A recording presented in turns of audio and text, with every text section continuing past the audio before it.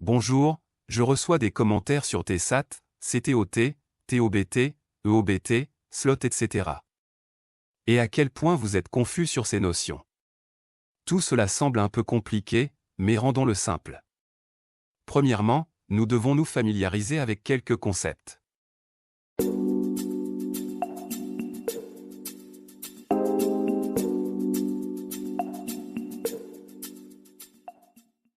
Le premier est la TFM, ou gestion des flux de trafic aérien.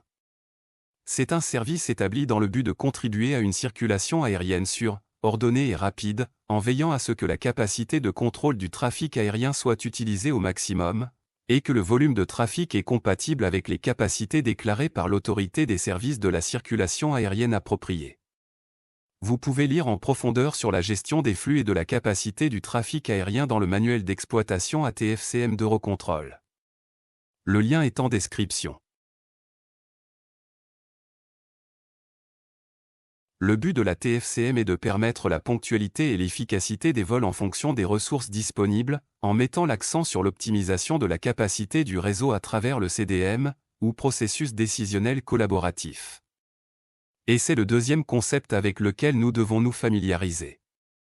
Plus précisément ACDM, aéroport collaboratif de prise de décision. La prise de décision collaborative aéroportuaire est un concept essentiel pour les pilotes opérant en Europe.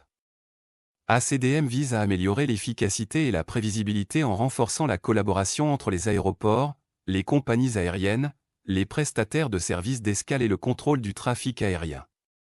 Nous expliquerons les éléments clés de l'ACDM, y compris TSAT, TOBT, EOBT, la gestion des créneaux, et comment ils sont tous liés à la gestion du flux du trafic aérien et de la capacité sous Eurocontrol.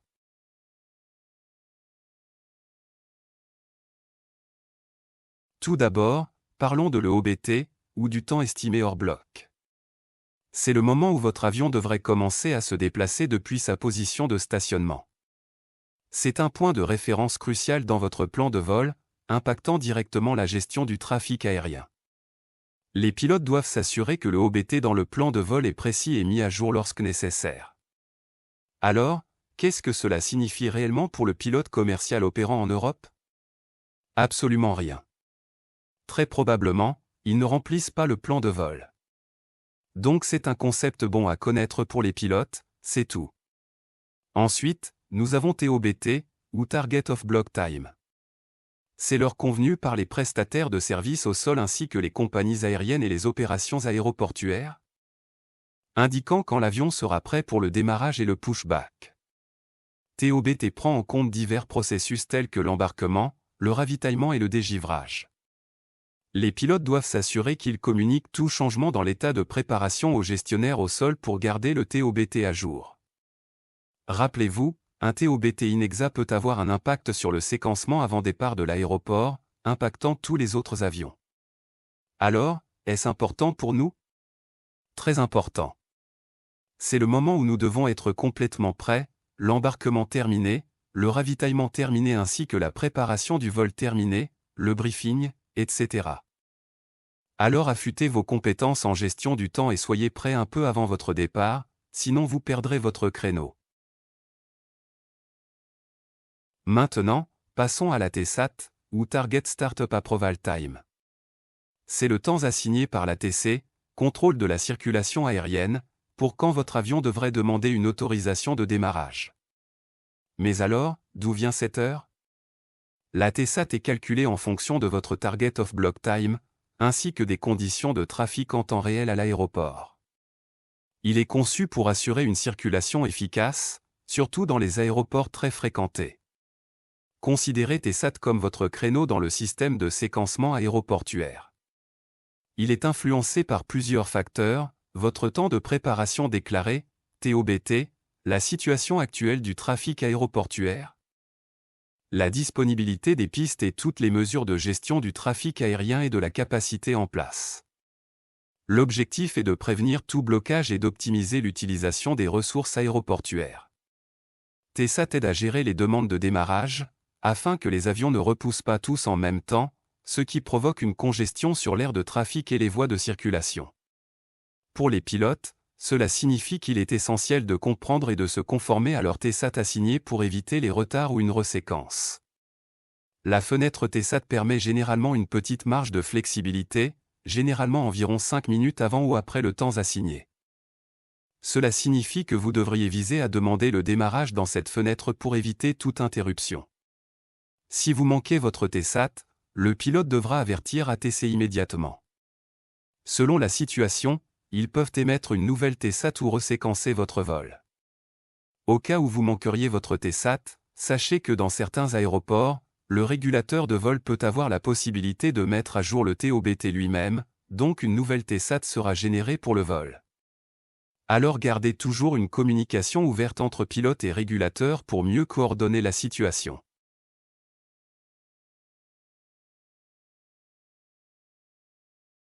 Parlons maintenant des créneaux et du SETOT. La gestion des créneaux joue un rôle crucial dans la gestion du flux de trafic dans les aéroports congestionnés. Un créneau est une fenêtre de temps allouée à un avion, pour partir d'un aéroport spécifique. L'heure de décollage calculée, ou SETOT, fait partie de cette gestion des créneaux.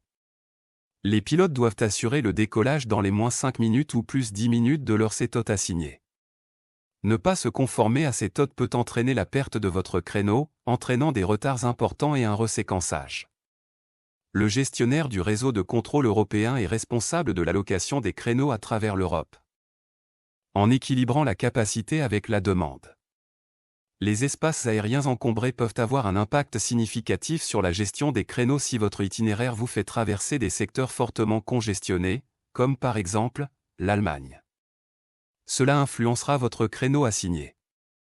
Le gestionnaire de réseau examine la demande globale à travers l'espace aérien européen en tenant compte des restrictions de l'espace aérien et d'autres facteurs pour allouer ses fenêtres temporelles équitablement et efficacement. S'il y a des embouteillages le long de votre itinéraire, le gestionnaire de réseau peut émettre un délai, via une SETOT révisée, pour aider à équilibrer la charge entre les secteurs.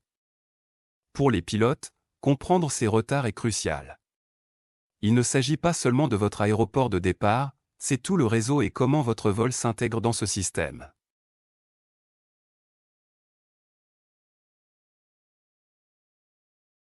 Alors, comment le processus ACDM fonctionne-t-il en pratique? Décomposons-le en une séquence détaillée d'événements. Tout commence par la soumission d'un plan de vol précis, qui inclut le temps estimé hors bloc, EOBT. C'est le point de référence initial pour l'ensemble du processus ACD. Les services d'assistance au sol et les compagnies aériennes mettent continuellement à jour la cible de l'off-block time, en fonction de l'état de préparation de l'avion. Cela inclut l'embarquement, le ravitaillement en carburant, la restauration et toute autre activité préalable au départ. Une fois que toutes les opérations au sol sont sur la bonne voie, le TOBT est confirmé. Et le système commence à examiner le flux de trafic pour attribuer une TSAT. Le contrôle du trafic aérien, ATC, attribue un temps d'approbation de démarrage cible, TSAT, basé sur les conditions de trafic en temps réel et la capacité de la piste. Si nous sommes prêts à temps, nous demandons l'autorisation de démarrage dans la fenêtre TSAT assignée. Manquer cette fenêtre peut provoquer un reséquencement et des retards. Une fois que l'avion recule, il reçoit l'autorisation de roulage du contrôle aérien en fonction de la disponibilité des pistes et de la situation générale du trafic. Souvenez-vous, ATC a déjà calculé combien de temps il faudra pour arriver au point d'attente sur piste. Alors, pas d'inquiétude, on ne manquera pas notre créneau. C'est tout le but du système ACDM, nous partons dans la fenêtre SETOT, en assurant la conformité avec les exigences de gestion des créneaux d'Eurocontrol, et tout le monde est content. Et c'est quasiment tout sur la prise de décision collaborative dans les aéroports. Si vous avez aimé cette vidéo, cliquez sur le petit pouce, et n'oubliez pas de vous abonner à notre chaîne pour plus de contenu. Cliquez sur la cloche pour rester informé de nos dernières vidéos. Nous aimerions lire vos commentaires, alors n'hésitez pas.